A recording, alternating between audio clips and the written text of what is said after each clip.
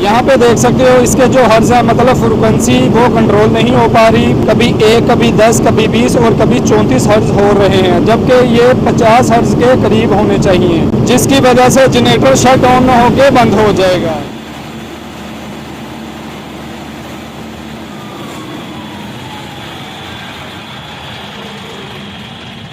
बिस्मिल्लाहिर्रहमानिर्रहीम, अस्सलाम वालेकुम फ्रेंड्स, मैं हूं मैकेनिक और आप दे रहे हो लाइफस्टाइल इंडिज़र। उम्मीद करता हूं आप सब लोग खैरियत से होंगे। अल्लाह के फजल व करम के साथ मैं भी ठीक ठाक हूं। ये मेरे कैंप का 250 kVA पड़कन का जनरेटर है, आप दोस्तों ने पहले भी देखा होगा। इसके अंदर आए दिन कोई ना कोई प्रॉब्लम आया रहता है। इस बार भी इसके अंदर एक प्रॉब्लम आया है, तो मैंने सोचा इसके ऊपर वीडियो बना के आप दोस्तों के साथ शेयर कर दूँ। इसके जो हर्ज है ना उसके अंदर प्रॉब्लम आ रहा है, वो स्टेबल नहीं हो रहे। नॉर्मल कोई भी जो जनरेटर होते हैं उसके जो हर्ज होते हैं वो 50 से 60 के अंदर ही रहने चाहिए। अगर हर्ज या वोल्टेज कम या ज़्यादा होंगे तो आपके जनरेटर के अंदर जो सेफ्टी होती है वो उसको शट डाउन करके इंजन को बंद कर देगी। तो इसके अंदर भी यही प्रॉब्लम आ रहा है, वो मैं आपको दिखाता हूँ। इसके हर्ज भी दिखाता हूँ। ये स्टार्ट होने के तकरीबन 20-30 सेकंड के बाद बंद हो जाता है। इस वीडियो के अंदर मैं क्लियर करके आपको दिखाऊंगा और बताऊंगा कहाँ से इसके अंदर प्रॉब्लम आया, जिसकी वजह से इसके जो हर्ज हैं वो स्टेबल नहीं हो पा रहे। तो चलो दोस्तों, बिना टाइम वेस्ट किए वीडियो शुरू करते हैं। लेकिन वीडियो शुरू करने से पहले आप दोस्तों से छोटी सी रिक्वेस्ट है कि वीडियो को आप लाइक जरूर किया करें। चैनल पे नए हैं तो चैनल को सब्सक्राइब करके साथ बेल बटन को दबा के ऑल पे प्रेस कर दें, ताकि हर नई आने वाली वीडियो को नोटिफिकेशन सबसे पहले आपको मिल सके। तो चलो दोस्तों, बिना टाइम वेस्ट किए वीडियो शुरू करते हैं।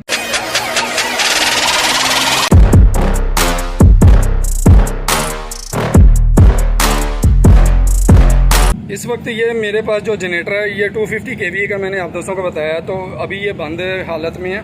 तो इसको स्टार्ट करते हैं। स्टार्ट करके मैं आप दोस्तों को दिखाता हूँ। यहाँ पे डिस्प्ले पे देख सकते हो ये जो हर्ज हैं ये 0 हैं। इसके जो हर्ज हैं मैं आपको दिखाता हूँ स्टार्ट करके। और स्टार्ट करके आपको इस वजह से भी दिखाना है ताकि आपको शुरू से लेके एंड तक अच्छे से समझ लग जाए। वीडियो थोड़ी सी लंबी हो जाएगी, आपने इसको पूरा देखना है, इंशाल्लाह आपको इसका फ़ायदा ज़रूर होगा।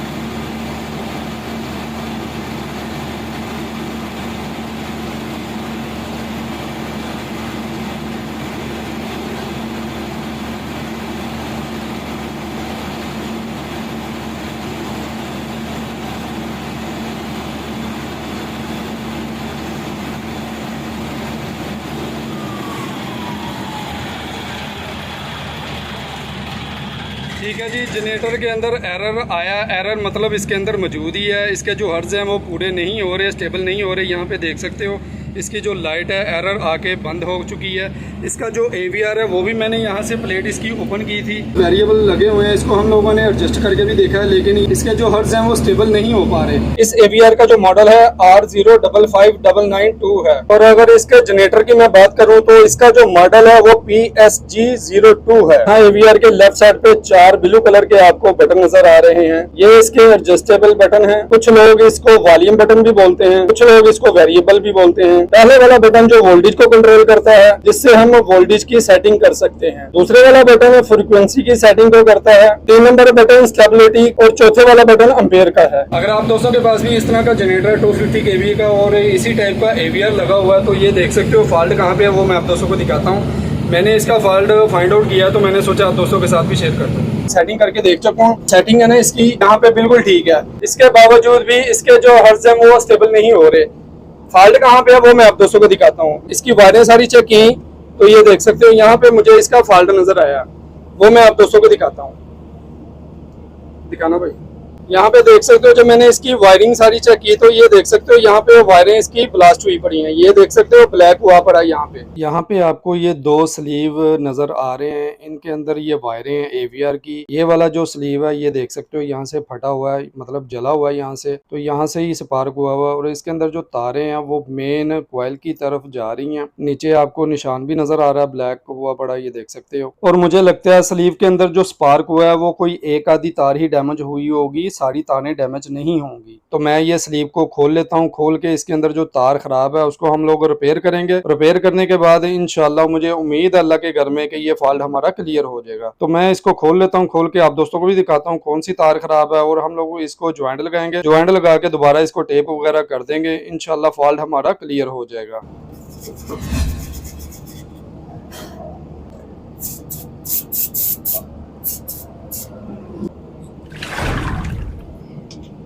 अच्छा, ये चीज़ ज़रूरी नहीं होती कि AVR के अंदर प्रॉब्लम हो तो तभी इसकी फ्रिक्वेंसी या हर्ट्ज़ का प्रॉब्लम हो सकता है। इसकी वाइंडिंग का भी प्रॉब्लम हो सकता है या इसकी जो वायरिंग है वायरिंग का भी प्रॉब्लम हो सकता है। जो चीज़ मैंने फाइंड आउट की है वही चीज़ मैं आप दोस्तों के साथ शेयर कर रहा हूँ। ये जनरेटर की 3 फेस वायरें मैं खोल रहा हूँ, U2 और V2। V2 के अंदर AVR से एक वायर आ रही है और U2 के अंदर AVR से 2 वायरें आ रही हैं।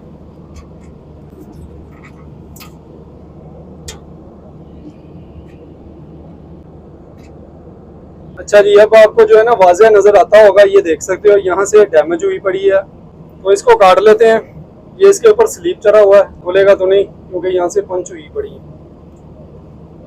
इसका जो स्लीप है ना ये काट लेते हैं। काट के जो इसके अंदर ज्वाइंट है वो चेक कर लेंगे। ये ग्रे कलर की जो तार है ना ये डैमेज है, तो बाकी की तारें ठीक है सारी। ये एक ही तार जो है इसकी ये ख़राब है, ये देखें। इसको हम ज्वाइंट लगाएंगे और उसके बाद इसको टेपिंग करके दोबारा लगा के चेक करेंगे इंशाल्लाह। ये वही तार डैमेज हुई है जो AVR से आ रही है V2 के अंदर।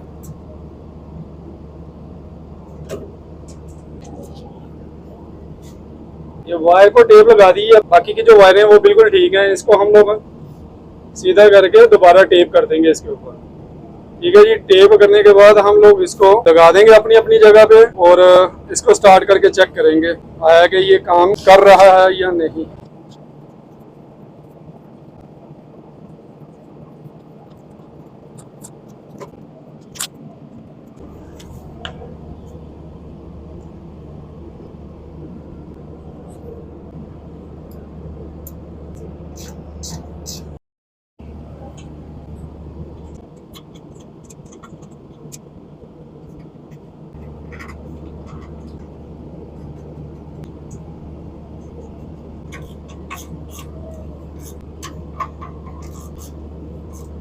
अच्छा जी, कनेक्शन हमारे कंप्लीट हो चुके हैं। अब इसको स्टार्ट करके चेक कर लेते हैं और चेक करते हैं आया कि इसके जो हर्ट्ज हैं वो कंप्लीट हो चुके हैं या नहीं। जो पहले इसके अंदर प्रॉब्लम था, इसके जो हर्ट्ज थे वो स्टेबल नहीं हो पा रहे थे, तो इसको अब हम लोग स्टार्ट करके चेक कर लेते हैं। उम्मीद है कि ये ठीक हो गया होगा। वालेकुम अस्सलाम। यहाँ पे इसको स्टार्ट करके चेक कर लेते हैं।